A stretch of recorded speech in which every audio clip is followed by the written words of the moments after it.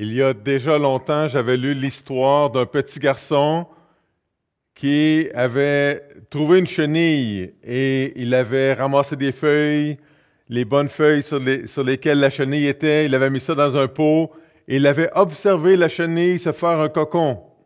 Et son espérance au petit garçon, c'était de pouvoir observer le papillon sortir du cocon.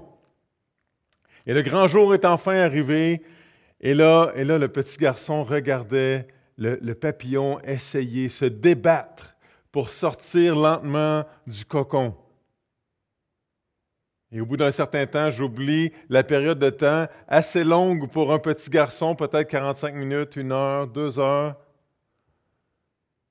Le petit garçon est devenu impatient et il a voulu aider le papillon à sortir.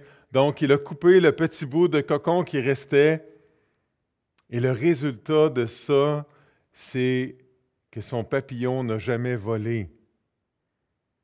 Parce que le processus de ce combat-là entre le papillon et le cocon, ça permet au cocon de retirer l'eau qu'il y a dans les ailes du papillon pour qu'il puisse les déployer puis s'envoler. Et des fois, nous, on est comme ce petit garçon-là devant les épreuves, devant les moments difficiles, puis on veut accélérer le processus. Et si on cherche à tout prix à éviter l'inconfort, la lutte avec les difficultés, ce qui risque de nous arriver, c'est qu'on va être laissé handicapé spirituellement. Dans le plan de Dieu, ces difficultés-là sont pour notre bien. Ils sont là pour quelque chose. Dieu fait quelque chose avec ça.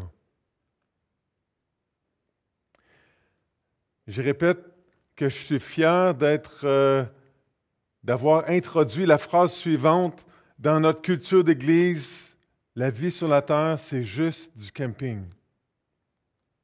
Ça fait référence au fait qu'on vit dans l'inconfort ici, mais ce ne sera pas comme ça toujours. Quand on va se retrouver dans la présence du Seigneur à la maison, le camping va être terminé et l'inconfort du camping va être terminé.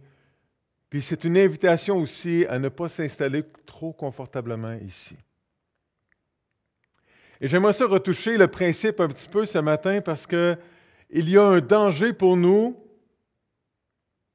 de dire « c'est juste du camping », d'être tout triste et de dire « je vais vivre cette vie désagréable, plate, inconfortable maintenant, je vais l'endurer.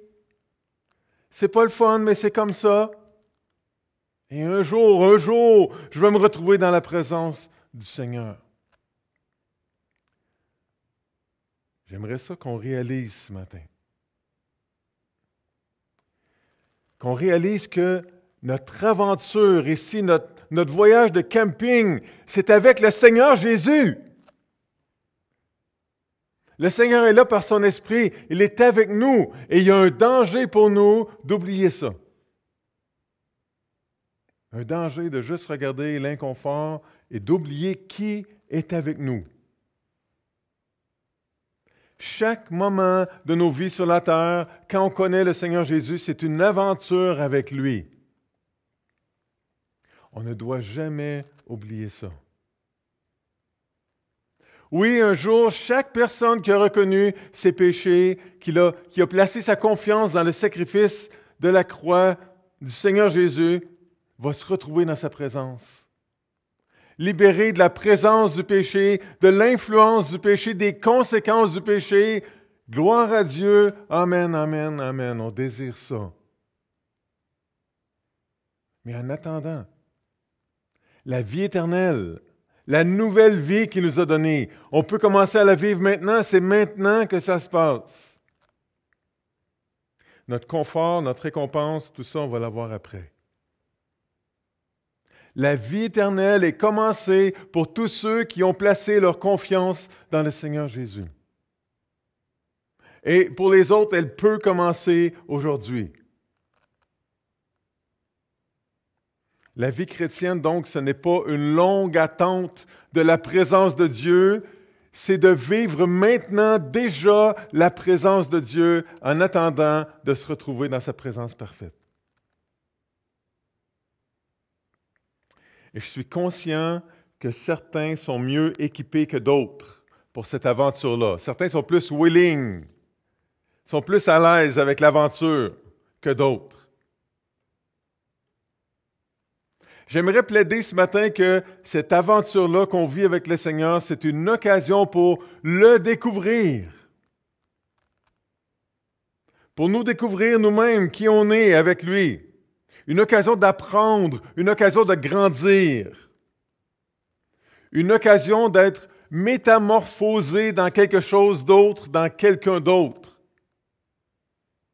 Et quand on marche avec Dieu, chaque obstacle est une opportunité de grandir, de le connaître et tout ça.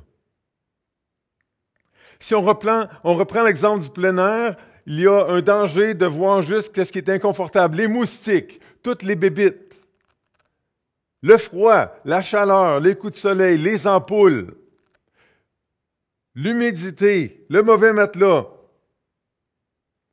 pas d'Internet. Pour certains, c'est la pire chose. L'inconfort. D'être tellement centré sur ces conditions-là qu'on oublie avec qui on est, qu'on oublie de profiter de la compagnie. Et dans le cas de l'aventure chrétienne, c'est Jésus, la compagnie. C'est nos frères et nos sœurs qui vivent la même foi. Il y a un danger de les oublier. C'est Jésus, par son esprit, qui nous apprend à vivre, qui nous apprend à fonctionner, qui nous apprend à aimer, qui nous apprend à le connaître, à connaître les autres, à voir les obstacles, à réfléchir, à voir la beauté de ce qui nous entoure, la beauté des autres. Vous comprenez? J'aimerais vous amener dans le livre des Actes ce matin pour voir ce principe-là en action. Le livre des Actes, c'est un livre historique qui nous parle de la naissance de l'Église, les premiers moments de l'Église. Donc, ce n'est pas un livre de doctrine, ce n'est pas un livre d'enseignement, c'est un livre qui nous décrit une période entre deux grandes périodes.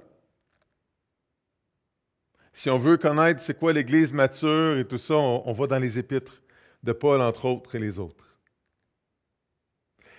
Mais j'aimerais ça qu'on regarde comment les premiers chrétiens ont vécu leur marche avec le Seigneur, leur aventure avec le Seigneur. Une aventure qui les dépassait, une aventure dans quelque chose qu'ils ne connaissaient pas bien, une aventure pour laquelle il n'y avait aucun livre de recommandation ou de préparation. Et nous, on se retrouve depuis 2 ans dans une situation qui nous dépasse. Une situation pour laquelle peu de livres avaient été écrits, peu d'instructions, une aventure avec le Seigneur et avec les uns et les autres.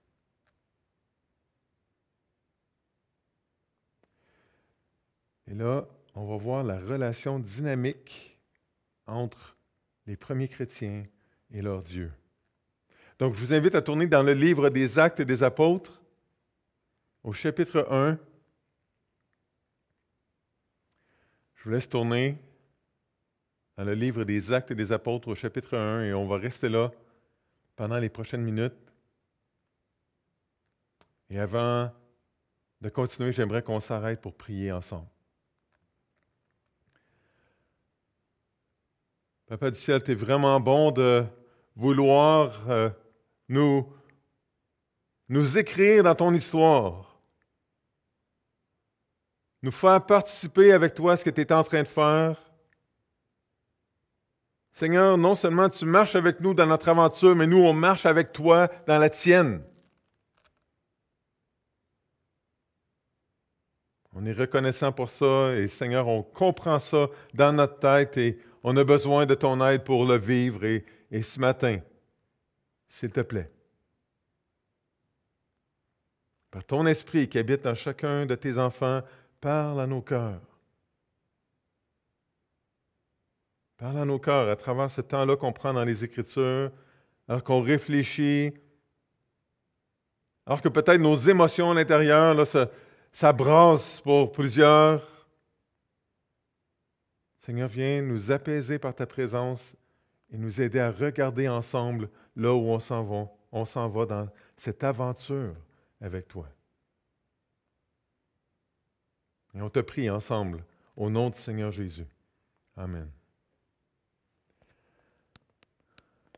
Donc, dans Acte 1, Jésus ressuscité est là avec ses disciples. Il leur a dit que Jean le Baptiste les a plongés dans l'eau, les a baptisés dans l'eau. Et là, il dit, moi, je vais m'en aller. L'autre consolateur dont je vous ai parlé va venir et vous allez être plongés, baptisés dans l'Esprit. Au verset 5. Et Jésus s'en va et les disciples restent là ensemble et ils prient. Quelle belle chose à faire, là, la prière. Ils priaient. Acte 1, au verset 14.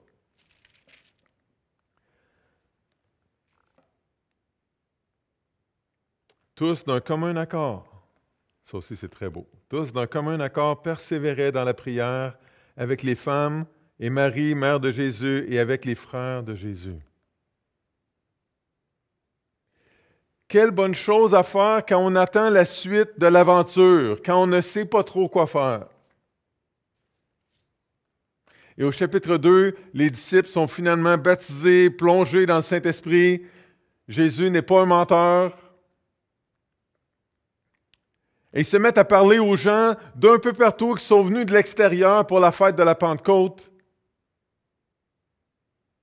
Et au chapitre 2, donc, au verset 5, « Or, il y avait en ces jours à Jérusalem des Juifs, hommes pieux de toutes les nations qui sont sous le ciel. Au bruit qui eut lieu, la multitude accourut et elle fut confondue, mêlée, perplexe parce que chacun les entendait parler dans sa propre langue. » Et là, Pierre prend la parole et il explique à ces Juifs que le Messie, le Christ qu'ils attendaient, c'est Jésus.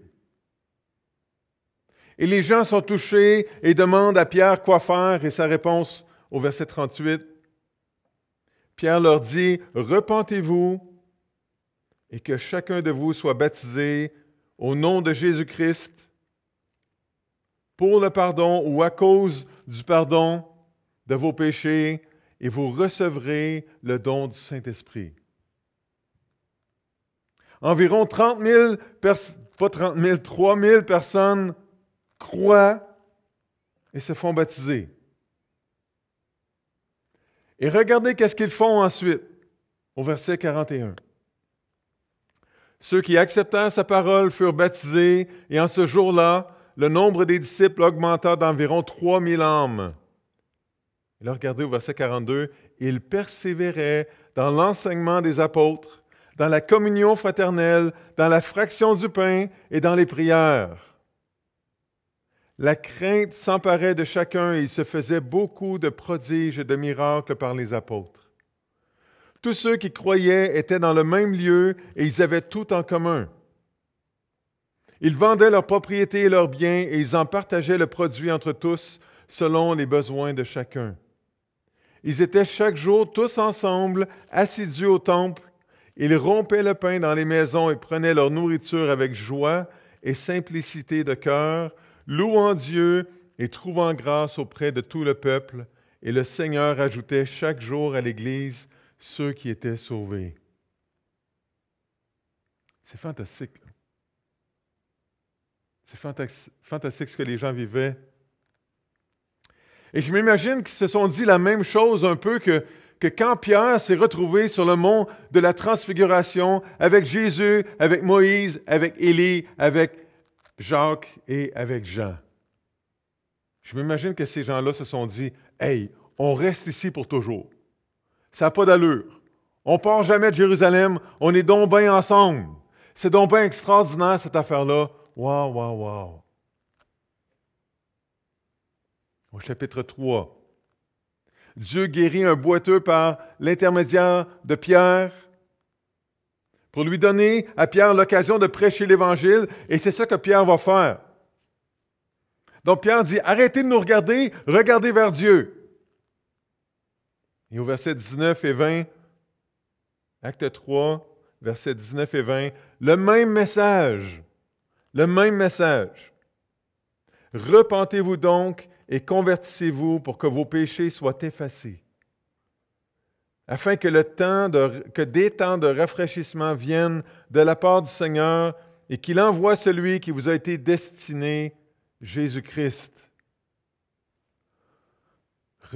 Repentez-vous et convertissez-vous. Au chapitre 4, on est rendu à environ 5000 hommes, juste les hommes. Il y en a plus, il y a des femmes, il y a des enfants. Chapitre 4, verset 4. Et là, les chefs religieux ne sont pas contents. Ils interrogent Pierre et Jean. Et là, chapitre 4, verset 12, encore le même message. Il n'y a de salut en aucun autre, car il n'y a sous le ciel aucun autre nom qui ait été donné parmi les hommes par lequel nous devions être sauvés. Et là, les chefs religieux leur interdisent de parler de ça. Et là, la réponse de Pierre et de Jean au verset 19.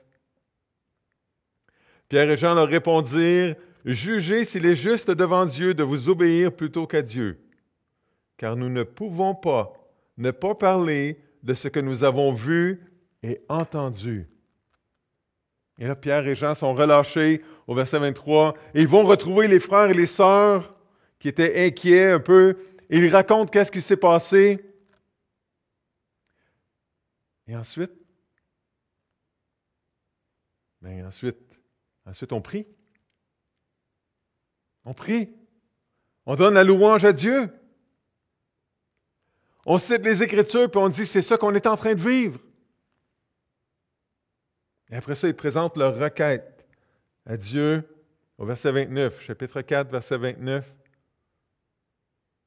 Et maintenant, Seigneur, vois leurs menaces et donne à tes serviteurs d'annoncer ta parole avec une pleine assurance, en étendant ta main, pour qu'il se fasse des guérisons, des miracles et des prodiges par le nom de ton saint serviteur Jésus.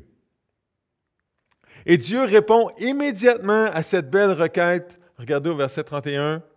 Quand ils eurent prié, le lieu où ils étaient assemblés trembla. Ils furent tous remplis du Saint-Esprit qui habitait déjà en eux, mais qui a pris toute la place. Et ils annonçaient la parole de Dieu avec assurance. C'est ça qu'ils avaient demandé. Ils n'ont pas demandé plus d'argent, ils n'ont pas demandé plus de confort, ils ont demandé « Permets-nous qu'on puisse prêcher avec assurance ta parole » et c'est ça qui est arrivé. Leur vie de groupe est un encouragement pour chacun. Et c'est le contexte parfait pour grandir dans la foi ensemble. Quel beau témoignage pour les gens qui regardaient autour. Quel bel appui à l'Évangile. Au verset 33,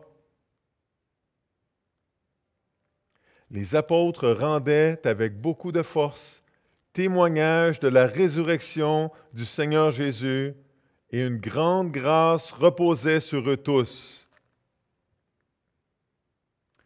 Toujours la proclamation de l'Évangile. Et là, à la fin du chapitre 4, Barnabas vend un champ pour aider à nourrir toute cette gang-là de personnes qui viennent de l'extérieur. Et là, wow! C'est donc un beau geste de Barnabas.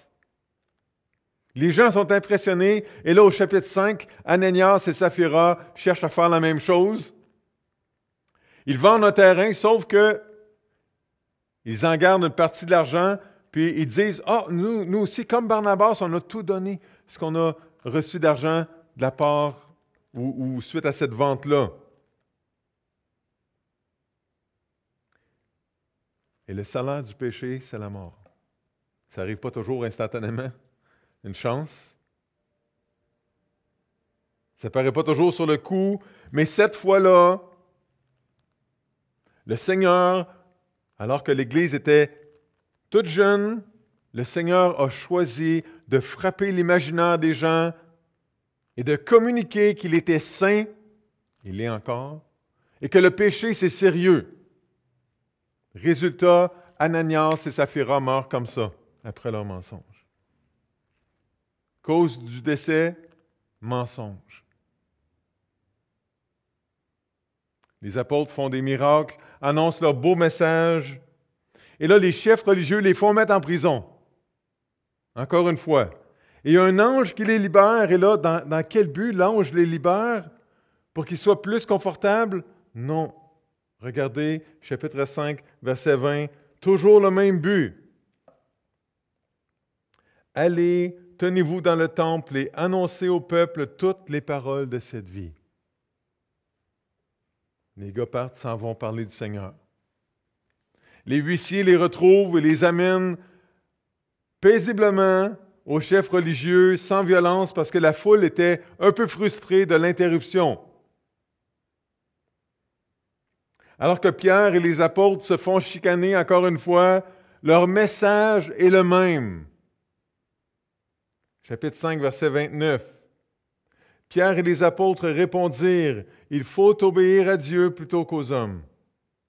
Le Dieu de nos pères a ressuscité Jésus que vous avez tué en le pendant au bois. Dieu l'a élevé par sa droite comme prince et sauveur pour donner à Israël la repentance et le pardon des péchés. » Même message. Nous sommes témoins de ces choses, de même que le Saint-Esprit que Dieu a donné à ceux qui lui obéissent.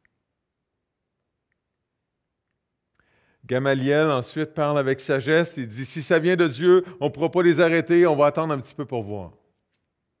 Et là, à la suite, au verset 40,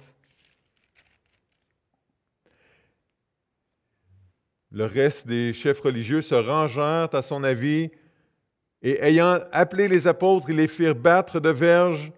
Ils leur défendirent de parler au nom de Jésus et ils les relâchèrent. Et là, on fait une pause ici, on réfléchit. Comment est-ce que vous auriez réagi? Peut-être qu'on aurait dit, je vais avertir les médias. Je vais en parler à la police. Je vais vous amener en cours. Je vais aller chercher ma gang, puis je vais revenir. On va régler ça entre nous autres. Mais pas ici. Verset 41, les apôtres se retirèrent de devant le Sanhédrin, joyeux d'avoir été jugés dignes de subir des outrages pour le nom de Jésus. Et chaque jour, dans le temple et dans les maisons, ils ne cessaient d'enseigner et d'annoncer la bonne nouvelle de Jésus-Christ. Qu'est-ce qu'on observe? On observe la joie de souffrir pour Christ. La joie d'être ensemble. La joie d'apprendre, de passer du temps dans les Écritures, d'annoncer ensemble la bonne nouvelle de Jésus-Christ dans le temple et dans les maisons. La joie de prier ensemble. Ces gens-là n'avaient pas de bâtiment qui leur appartenait.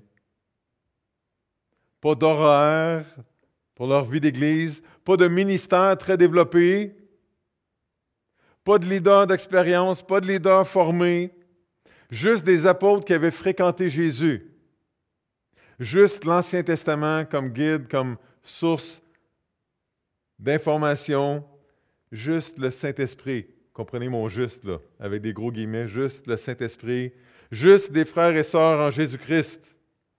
On revient là-dessus tantôt. Donc pour l'instant, ça brasse à Jérusalem, mais la gang ne lâche pas, sont encore motivés, sont bien ensemble, on continue. Donc dans Acte 6, le nombre de disciples de Jésus augmente, il y a des petites tensions internes, des groupes qui se forment, deux groupes différents, il y a des tensions. Une situation délicate entre ces deux groupes-là. Et les apôtres choisissent leur priorité, la prière et la parole de Dieu.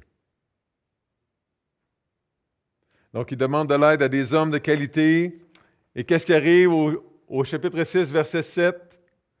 La parole de Dieu se répandait de plus en plus et le nombre des disciples augmentait beaucoup à Jérusalem. Et même une grande foule de sacrificateurs obéissait à la foi. Et là, Étienne, un de ces hommes pleins d'Esprit Saint et de foi, est arrêté et fait tout un témoignage à la place du Seigneur Jésus dans tout ce qui a été écrit jusque-là dans l'Ancien Testament, dans le plan de Dieu. On voit ça dans Acte 7. Et parce qu'il fait des reproches sévères aux chefs religieux, il est lapidé, il meurt. Et là, on arrive, frères et sœurs, à un moment très important dans notre réflexion de ce matin. Donc, on fait le point avant de continuer.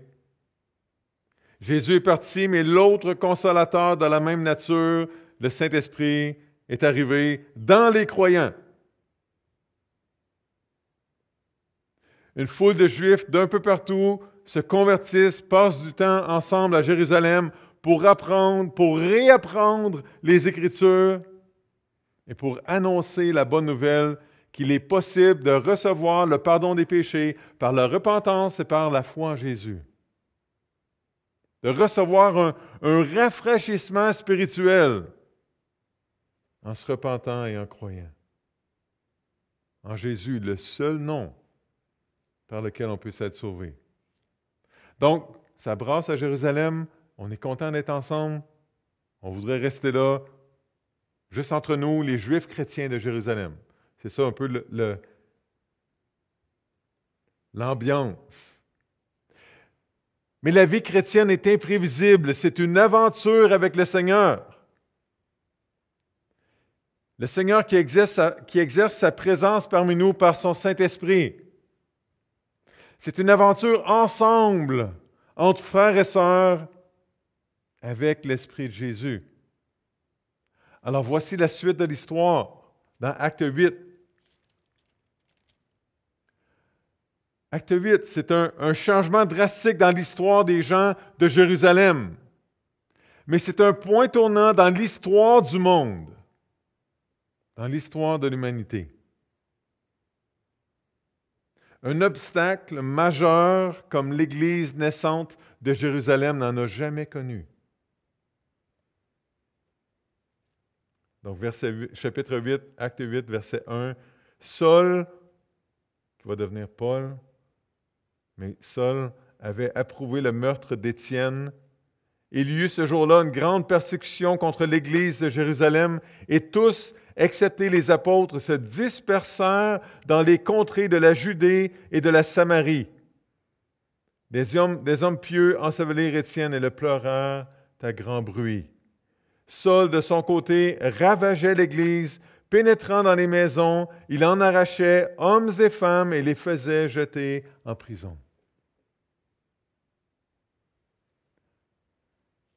Est-ce que cet obstacle-là va être la fin de l'Église naissante? Est-ce que ça va causer sa mort? Est-ce que l'aventure va avoir une fin tragique? C'est ce qu'on va savoir la semaine prochaine. Non, on va regarder ça maintenant. On a besoin de cet encouragement-là maintenant. Donc, regardez la suite au verset 4. Ceux qui avaient été dispersés allaient de lieu en lieu, annonçant la bonne nouvelle de la parole. Le plus grand obstacle est devenu une occasion de répandre la parole de Dieu et l'Évangile. C'est juste du camping. On va endurer ça. Ça ne durera pas longtemps, même si ça dure toute la vie. Non, c'est une aventure avec Jésus. Cet obstacle-là s'est transformé en grande opportunité. C'est excitant malgré les apparences, à cause de la présence de Jésus, à cause de son esprit qui nous accompagne, tout est possible. Mais ça ne va pas toujours selon nos plans. En fait, ça va rarement selon nos plans. Et là, la suite de l'histoire, c'est que Philippe s'en va en Samarie pour annoncer l'Évangile là-bas. Et là, par un hasard, on ne croit pas au hasard, hein? Le Seigneur qui a organisé ça. Ça fait partie de son plan de l'aventure. Philippe rencontre un ministre, un serviteur éthiopien qui est là, qui lit les Écritures, et Philippe lui explique que l'agneau d'Ésaïe 53 dans l'Ancien Testament, c'est Jésus. Le gars se convertit, se fait baptiser et repart probablement dans son pays pour expliquer à la reine Candace ce qui vient de se passer, ce qu'il vient de comprendre. Et Philippe, lui, se retrouve dans l'ancien territoire des Philistins, dans Acte 8 au verset 40.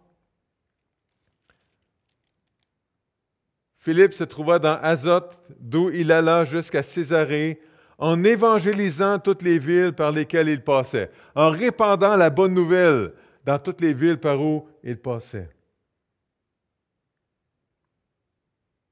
Une chance que Philippe n'a pas resté à Jérusalem, n'est-ce pas? Dans Acte 9, le méchant pharisien, radical, tueur de chrétiens, Saul, rencontre le Seigneur Jésus ressuscité. Qui aurait pensé ça? Et là, il n'a presque pas le choix de croire en lui, de la manière que c'est arrivé. Il devient vraiment chrétien et Barnabas l'accompagne auprès des apôtres pour témoigner que Paul avait prêché franchement au nom de Jésus. Chapitre 9, verset 27.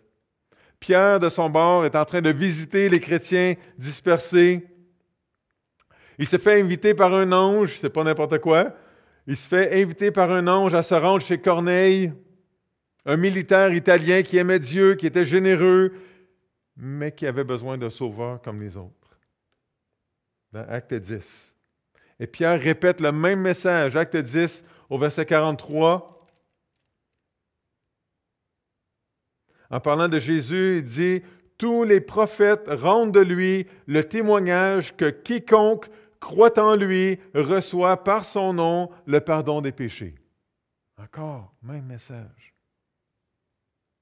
Alors Corneille et sa gang de non-juifs croient en Jésus, reçoivent le pardon des péchés et le Saint-Esprit qui vient automatiquement avec. Et pour prouver à Pierre et aux autres Juifs que le salut, ce n'est pas juste pour les Juifs, mais que c'est pour tout le monde, Dieu permet que Corneille et son entourage de nouveaux convertis puissent parler et glorifier Dieu dans toutes sortes de langues, comme Pierre et son entourage de croyants en Jésus avaient fait dans Acte 2. Et l'aventure avec le Seigneur continue.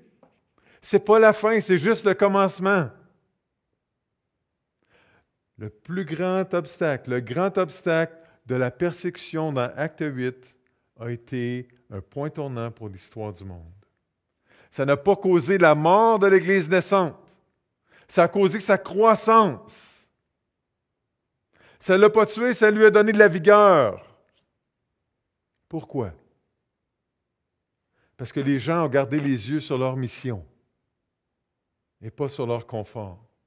Parce que les gens se sont laissés diriger par l'Esprit de Dieu en dehors de leur zone de confort.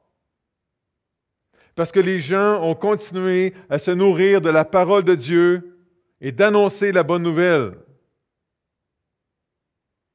Bref, cet obstacle-là est devenu une opportunité parce que les gens ont accepté que leur nouvelle vie chrétienne était une aventure avec le Seigneur et que c'était très supérieur comme mode de vie à leur petite vie confortable ou pas qu'ils vivaient avant.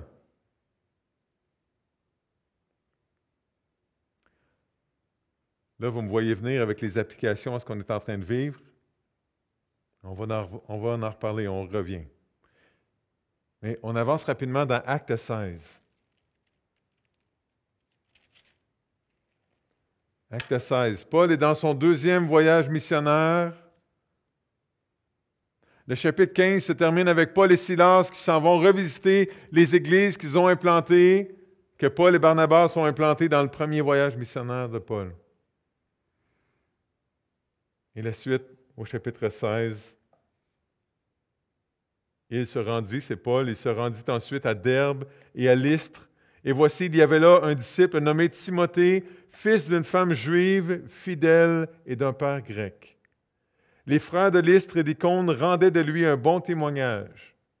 Paul voulut l'amener avec lui et l'ayant pris, il le circoncit à cause des Juifs qui étaient dans ces lieux-là, car tous savaient que son père était grec. En passant par les villes, il recommandait aux frères d'observer les décisions des apôtres et des anciens de Jérusalem. Les églises se fortifiaient dans la foi et augmentaient en nombre de jour en jour. Obstacle. Timothée est né d'un père grec et Paul veut l'amener chez les Juifs.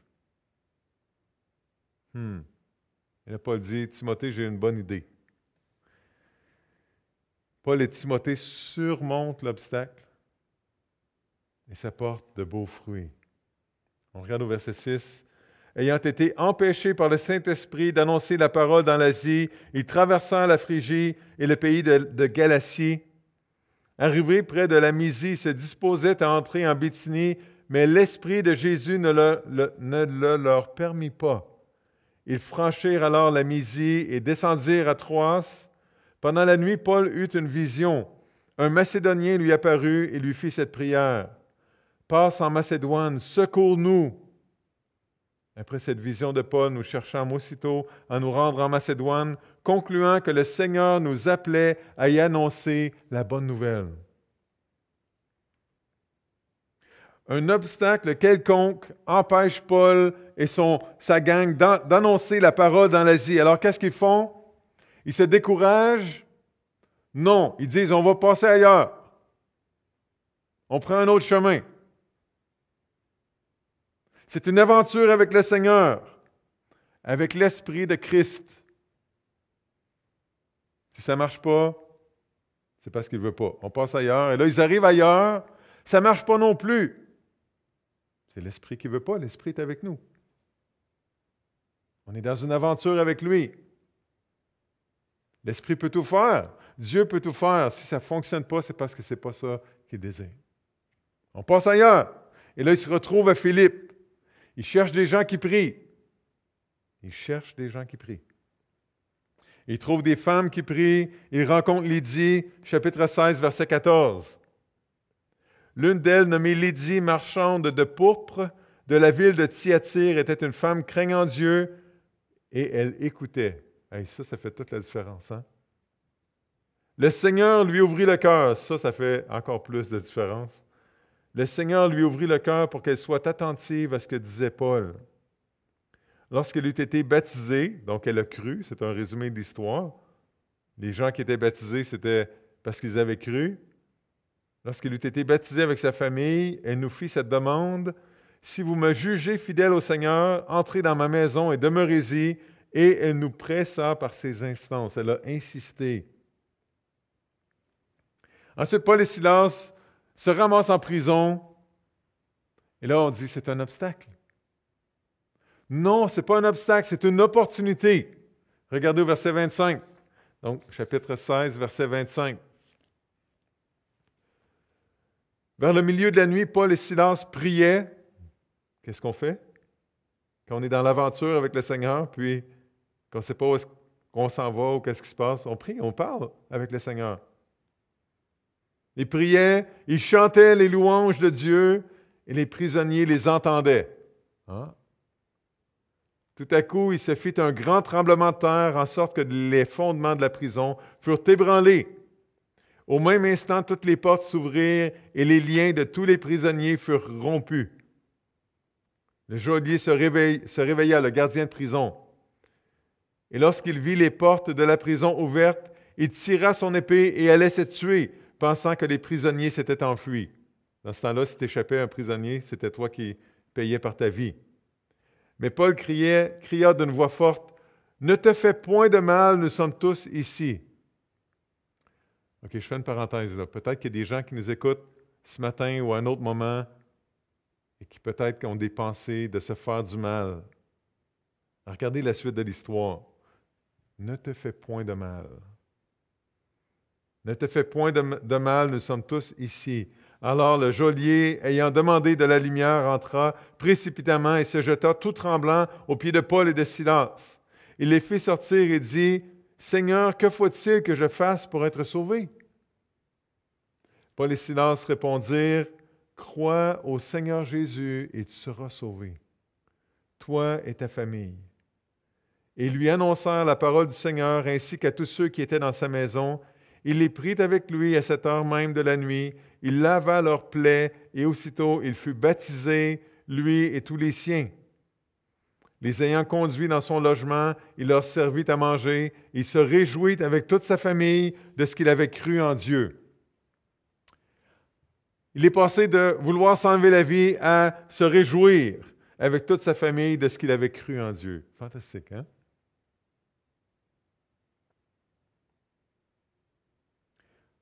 Comprenez-vous tout ce que je suis en train de dire là, ce matin? Certains lisent la Bible et disent « wow, moi j'aurais aimé ça, vivre ça! » Ben, pas la prison, pas les coups, mais j'aurais aimé ça, voir ça, j'aurais aimé ça, vivre ce qu'ils ont vécu.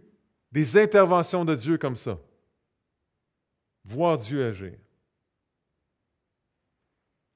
Alors là, je veux que vous m'écoutiez bien parce que je vais vous dire quelque chose de très, très, très important. Il n'y a personne d'autre que Paul qui pouvait vivre l'aventure de Paul avec Jésus. Et il n'y a personne d'autre que toi qui peut vivre ton aventure avec Jésus. Personne d'autre. L'aventure de la vie chrétienne, ça se vit au jour le jour, sur le terrain. Ce n'est pas juste des belles histoires de choses qui arrivent aux autres, qui nous inspirent dans un documentaire à la télé ou dans une biographie. C'est quelque chose qu'on vit. Et oui, par la grâce de Dieu, après notre mort, il y a des gens qui vont réfléchir à notre vie, puis j'espère qu'ils vont être inspirés, mais eux autres vont avoir leur propre aventure à vivre avec Jésus. Ils ne pourront pas vivre ton aventure, ils ne pourront pas vivre mon aventure avec le Seigneur. Alors, frères et sœurs, vivons notre aventure avec le Seigneur ensemble maintenant. Oui, on vit dans une situation qui est difficile pour tout le monde, pour certains plus que d'autres même. Et je suis douloureusement conscient de ça. Mais seriez-vous game de faire comme Paul et Silas et de dire, c'est le Saint-Esprit qui désire ça. Puisque les choses ne sont pas autrement, c'est parce que le Saint-Esprit désire ça. Il a un plan. Il nous dirige vers quelque chose. Il veut qu'on vive quelque chose ensemble dans cette aventure-là. Êtes-vous game de penser puis d'être convaincu que l'Esprit de Dieu a un plan pour notre Église, maintenant?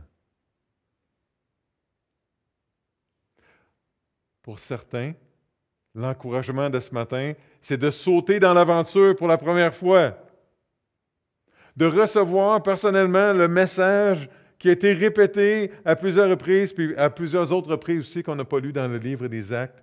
Je vous invite à le lire. Repens-toi.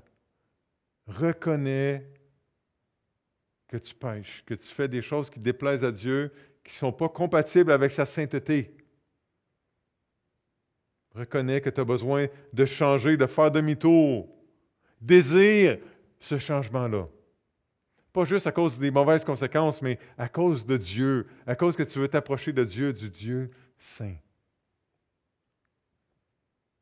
Crois au Seigneur Jésus et tu seras sauvé. C'est le beau message de la prison. Crois au Seigneur Jésus et tu seras sauvé. Fais confiance au sacrifice parfait de Jésus à la croix. Crois que tu peux avoir le pardon de tes péchés, la vie éternelle, une aventure avec Dieu qui commence maintenant. Reconnais que sans lui, tu ne peux rien faire. Parle-lui. Parle à Dieu. Dis-lui, je ne veux plus vivre pour moi-même, ça me détruit. Ça détruit les autres autour de moi. Je m'en vais nulle part. Dis-lui, je crois que Jésus est mort pour mes péchés. Fais pas juste le dire, crois-le vraiment. Mais si c'est ça que tu crois, dis-le au Seigneur. Je crois que Jésus est mort pour mes péchés. Je crois, Seigneur, que tu peux et que tu veux me pardonner de mes péchés. Parce que tu m'aimes. Parce que tu m'aimes. Je crois que tu veux, que tu peux me donner la vie éternelle maintenant. Je veux marcher dans cette nouvelle vie-là, dans cette nouvelle aventure avec toi et avec les gens que tu vas placer autour de moi.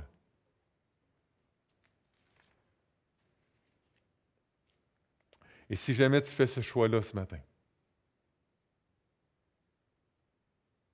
dis-le à quelqu'un, à un de tes amis chrétiens.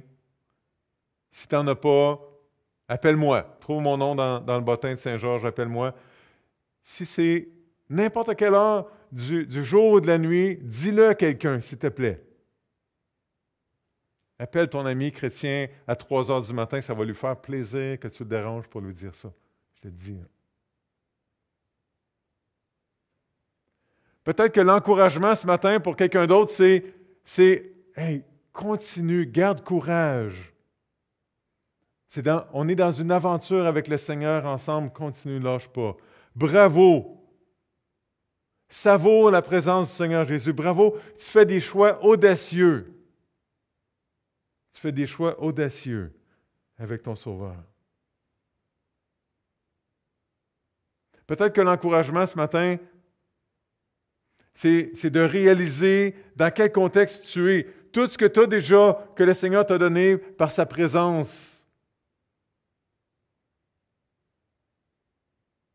Et qu'en réalisant tout ce que tu as déjà, le but, ce n'est pas de faire plus d'efforts, mais peut-être juste de vivre selon ce que tu sais, ce que tu as déjà.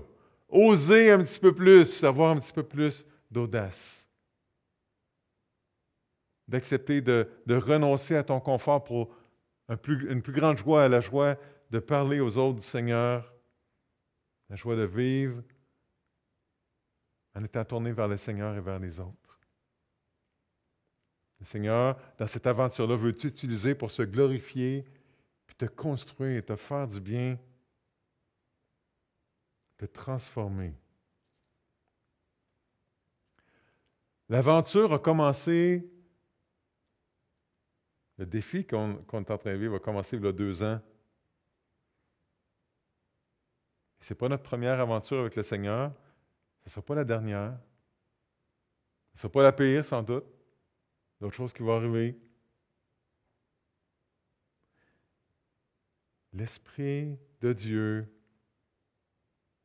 ne nous permet pas présentement de faire comme avant. Alors on va faire comme après. On va suivre ce qu'il nous demande de faire. Un pasteur que j'apprécie beaucoup a fait la remarque suivante. Quand on va goûter à la persécution, comme nos frères et sœurs ailleurs, c'est là qu'on va voir qu'est-ce qui est important. Quand on va goûter à la persécution, il y a un ménage dans nos vies qui va se faire automatiquement. Et on va sans doute automatiquement revenir aux ingrédients de base qu'on a vus dans les Écritures ce matin, la parole de Dieu, la prière, le temps passé ensemble, le regard sur le Seigneur, l'adoration.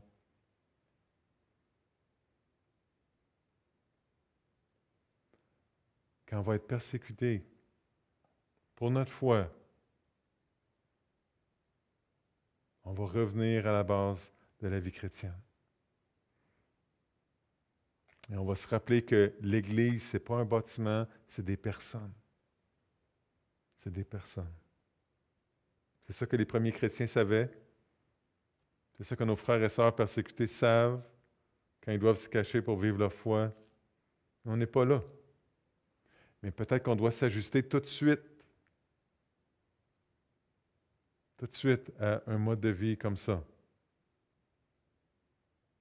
Peut-être que notre joie va être plus grande. Peut-être que notre sentiment de sécurité va être plus grand. Peut-être que notre paix va être plus grande. Peut-être que notre unité va être plus grande.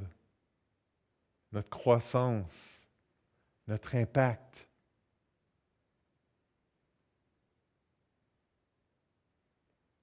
Frères et sœurs, Mes chers amis qui nous écoutez, on est tous dépassés.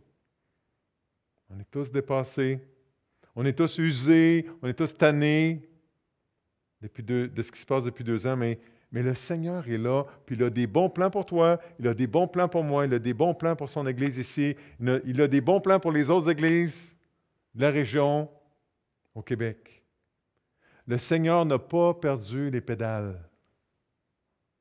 Courage. En parlant de pédales, j'ai déjà dit qu'on avait fait, mon épouse et moi, un choix très méchant, à première vue, face à nos enfants quand nos filles étaient jeunes.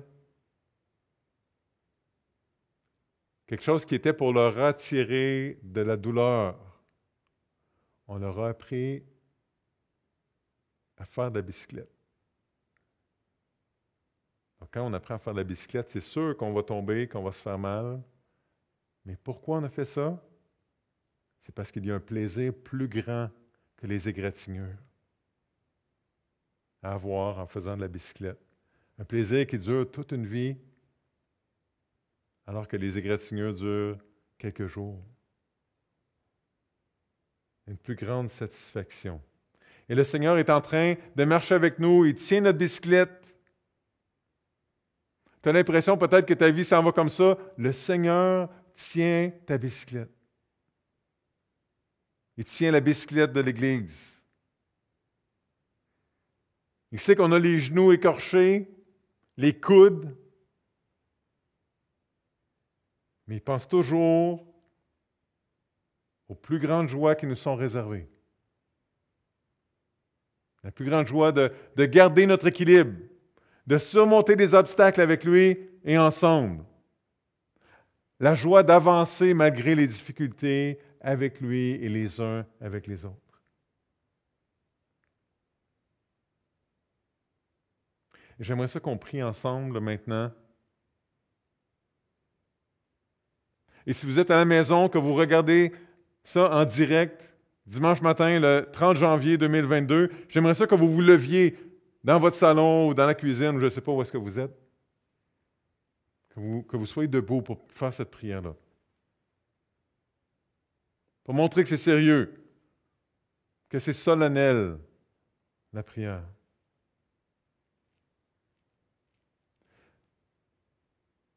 J'aimerais ça que vous disiez au Seigneur dans vos mots, moi je n'entends pas ici, là. J'aimerais que vous disiez au Seigneur dans vos mots, ensemble, en famille, ou même tout seul, à haute voix, dites au Seigneur que vous comprenez qu'il est proche de vous, qu'il est là, que vous comprenez sa présence. J'aimerais ça que vous disiez au Seigneur dans vos mots maintenant la différence que ça fait dans votre vie qu'il soit là. Seigneur, je sais que tu es là et que je n'ai pas besoin d'avoir peur. Dites ça, dites quelque chose dans vos mots. Seigneur, je sais que tu es là. Seigneur, parce que tu es là, je suis en sécurité. Seigneur, parce que tu es là et que tu connais l'avenir, moi, je n'ai pas besoin de connaître l'avenir. Je te connais, c'est suffisant. Seigneur, parce que tu es là, qu'est-ce que vous répondez au Seigneur?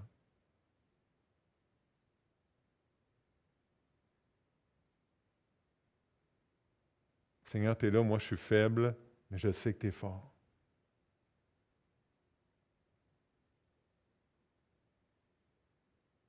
Seigneur, j'ai des doutes sur moi-même, mais tu m'aimes comme ça, tu me connais, tu m'aimes parfaitement.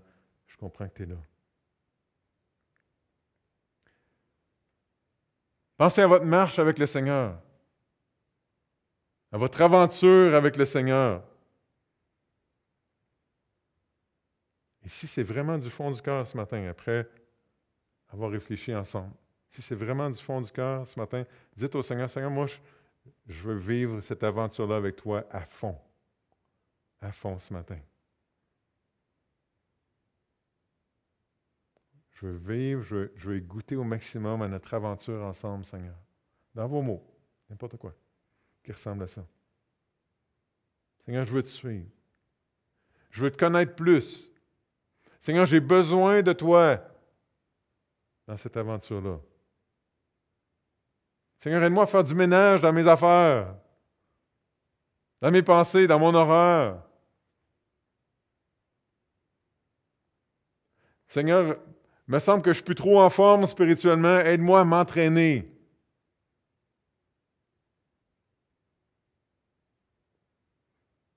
C'est juste du camping. Aide-moi à faire du ménage dans mes bagages là, parce que là, je traîne trop d'affaires.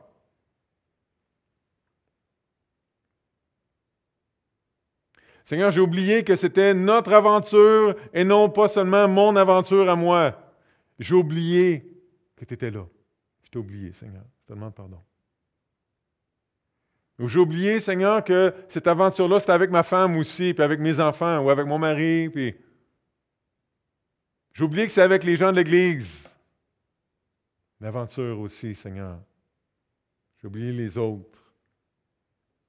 Seigneur, je veux vivre une aventure avec toi. Je veux avoir mon aventure avec toi, Seigneur, notre aventure. Je veux vivre ça avec les autres. Je ne veux pas laisser les autres vivre la vie chrétienne tout seul, puis moi juste les regarder.